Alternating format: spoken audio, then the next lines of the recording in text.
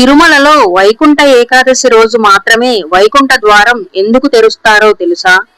పురాణాల ప్రకారం వైకుంఠ ఏకాదశి రోజున సాక్షాత్తు ఆ వైకుంఠం తలుపులు తెరుచుకుంటాయి. అందుకే ఆ రోజున బ్రహ్మ, ఇంద్రుడు వంటి ముక్కోటి దేవతలు భూలోకానికి దిగివచ్చి తిరుమల శ్రీవారిని దర్శించుకుంటారట. అలా దేవతలందరూ శ్రీవారిని దర్శించుకోవడానికి వెళ్లే మార్గమే ఈ వైకుంఠ ద్వారం. దేవతలు వెళ్లే ఆ దారిలోనే ఆ రోజు సామాన్య భక్తులను కూడా అనుమతిస్తారు. అంతేకాదు, స్వామివారి పరమ భక్తుడైన నామ్మాళ్వార్ ఈ రోజే వైకుంఠానికి వెళ్లారు.